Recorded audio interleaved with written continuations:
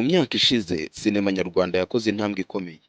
Uyu munsi ntabwo ikiri uruganda ruto nk'uko byari bimeze mbere, ahubwo imaze kubyara abakinnyi bafite impano zidasanzwe, bamwe bakaba bamaze no kumenyekana hanze y'u Rwanda. Mu byatumye sinema nyarwanda ikomeza gutera imbere, harimo uruhare rukomeye rw'Abanyarwandakazi bakomeje kwigaragaza muri filime zitandukanye. Hari abamenyekanye muri Papa Sava, abandi muri Maya, Indoto, City Maid, Ibanga, My Heart, The Bishop's Family, Trees of Peace n'izindi filime zikunzwe cyane n'abatari bake kugeza uyu munsi.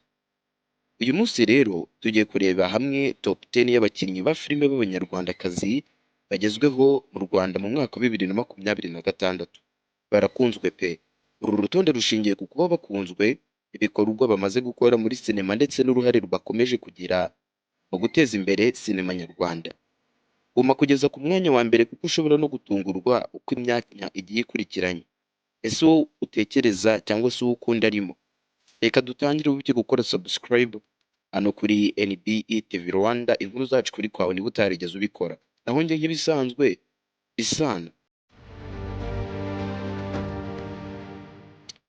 Twihuse duhera ku mwanya wa 10 tujya kuwa mbere. Umwanya wa 10 haza umukobwa witwa Inkindi Nadine Aisha, gusa uzwi cyane ku izina rya Aisha cyangwa se Inkindi Aisha. Uyu mukobwa yatangiye kumenyekana binyuze muri Nyakiso Comedy, aza gukomeza kwigaragaza muri filime zitandukanye zirimo My Heart na Big Mind Empire ndetse n'izo yagiye akinamo ku giti cyiwe. Kimwe mu bintu byatumye akundwa cyane mu buryo ashobora gukina neza role z'umugore ukomeye cyangwa w'ingare uwo bita igishegabo, akaba yakina ari umukobwa udasanzwe utatinya, umukobwa ukunze kugaragaza ko n'abahungu batamwikaraga imbere, ibintu bituma buri filime agaragaramo iba ifite umwihariko. Nubwo akiri muto muri uru ruganda, ari mu bafite ejo hazaza heza muri sinema nyarwanda kandi afite ubuhanga budasanzwe muri role zose akina. Ariko umukinnyi ukurikiyeho yamaze kuba umunyamideli uzwi cyane hano mu gihugu cyacu cy'u Rwanda. Umwanya wa 9 turahasanga umukobwa witwa Kayonga Gatesi Divine, gusa uzwi nka Gatesi Divine, cyane cyane azwi nka Tesi. Uyu mukobwa ni umukinnyikazi wa filime ndetse akaba n'umunyamideli ukomeye hano mu gihugu cyacu cy'u Rwanda. Uyu yamamaye muri filime zica kuri Zacu TV harimo nk'Ibanga, Kariza wa Kalisa ndetse na Backstage iri kubica bigacika muri iyi minsi. Ubuhanga bwe bwo kwinjira neza muri role butuma akomeza kwigarurira imitima y'abakunzi ba sinema nyarwanda, cyane cyane ko bazwiho gukina ari nk'umuntu w'umujama. Ibyo bimushyira ku mwanya wa 9 w'urutonde rwacu rwateguwe uyu munsi. Umwanya wa 8 hepfo yiwe haraza umukobwa witwa Iradukunda Nadine Nana, gusa azwi ku izina rya Nadine Nana. Uyu ni umwe mu bakinnyi bafite ubunararibonye muri sinema nyarwanda. Yakinnye muri filime zirimo The Pact, Maya, Behind the Scene, The Saturdays n'izindi nyinshi zigiye zitandukanye. Abamukurikira bavuga ko kimwe mu bimuranga ari ubushobozi bwo gukina role zitandukanye ataruhuka kandi akazikina neza ari kamwe. Abantu benshi bamukundira filime z'ubuhanga agaragaramo zica kuri Zacu TV ndetse n'ubwiza bwe nabwo bukaba bumukunta nyine kumushyira mu myanya y'abakobwa bagejeje sinema nyarwanda rwego ruri hejuru cyane. Ku mwanya wa 7 hari umukobwa witwa Saranda Mutoni Olive, gusa uzwi ku kazina ka Saranda, wamenyekanye cyane muri filime nka Indoto na The Behind. Kandi uretse gukina filime, Saranda ni umusizi, umwanditsi wa filime ndetse n'umwanditsi w'indirimbo. Ibyo bituma aba umwe mu bagore bafite impano nyinshi muri sinema nyarwanda kandi bakunzwe n'abatari bake. Ni umukobwa uzi ikijyanye n'ubusizi ku rwego ruri hejuru cyane kuko ari ibyo akora cyane usumba uko akina filime cyane, gusa ariko ubuhanga bwe muri sinema ntabwo bushidikanywaho, ahubwo buri wese arabubona. Ku mwanya wa 6 akurikiye witwa Ishimwe Leponse, gusa uzwi ku kazina ka Swala. Uyu ni umwe mu bakinnyi bamaze kwigaragaza muri filime nka City Maid, The Bishop's Family n'Inzira y'Umusaraba. Uyu mukobwa kandi yanagaragaye mu mashusho y'indirimbo zitandukanye zirimo nk'indirimbo twakwita Molomita n'izindi nyinshi. Ibintu byatumye arushaho kumenyekana. Usibye kandi kuba ari umukobwa umaze kugeza filime cyangwa se sinema nyarwanda ku rundi rwego, uyu ari no mu bakobwa bivugwa ko ari mu bastarikazi bakurura igitsina gabo bitewe n'ubwiza bwe ndetse n'imimerere yiwe n'ikimero afite.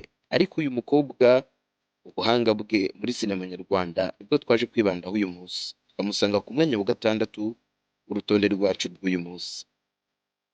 Muri top 5 rero, mbere yuko twinjiramo ngo umenye ngo batanu ba mbere ni bande bakurikiranye ute, ndagira ngo wibuke gukora kuri buto ya subscribe, kandi ubwo uraba umaze kubumva utugere utubwire uti nkeneye top 10 ivuga kuri ibi. Wibuke ko twibanda ku myidagaduro, tuzayigukorera twihuse. Ku mwanya wa gatanu rero hari umukobwa witwa Igihozo Nshuti Mireille, niwe dusanga ku mwanya wa gatanu. Uyu mukobwa wakunzwe cyane kubera uburyo akina muri filime Sava ndetse no mu ishusho ya Papa, Seburikoko n'izindi. Uyu ubuhanga bwe mu gukina no kwinjira mu miterere ya sinema ndetse nk'umukinnyi bituma benshi bamufata nk'umwe mu bafite impano idasanzwe bitewe n'ubuhanga agaragaza muri izi filime zose twababwiye yagaragayemo. Uyu mukobwa kandi uretse kuba ari umukinnyi wa filime nyarwanda, anazwiho cyane ubuhanga mu bijyanye no gutunganya gato zikoreshwa mu bukwe cyangwa se arya amakeke manini akoreshwa mu birori nk'ubukwe, ibirori by'isabukuru ndetse n'ibindi bigiye bitandukanye. Gusa ariko ibyo byose akabifatanya n'ubuhanga bwe mu gukina filime bikamuha umwanya wa gatanu ku rutonde rwacu. Umwanya wa kane hari umwari witwa Mutako Sonia. Uyu ni umwe mu bakinnyi bafite uburambe muri sinema nyarwanda, icyo bita experience professionnelle. Uyu yakinnye muri filime zitandukanye zirimo Indoto, Papa Sava n'izindi filime nyinshi zakunzwe. Uyu munsi akomeje kuba umwe mu bagore bafite izina rikomeye muri uru ruganda. Si uyu nguyu mu minsi ishize yigeze kuri Koroza ubwo yajyaga gukora ikiganiro kuri Ruwa Rwanda ari kumwe na Babu, gusa akaza gukora ikiganiro yanyoye kuri Kamanyinya, ibintu yanaje gusabira imbabazi avuga ko bitazongera kubaho kandi bidakwiriye ku munyarwandakazi nk'uyu nka Mutako. Ku mwanya wa gatatu turahasanga umwari witwa Kelenia Dusenge, gusa uzwi ku izina rya Madederi. Izina Madederi ryamugize icyamamare nyuma yo gukina muri Papa Sava.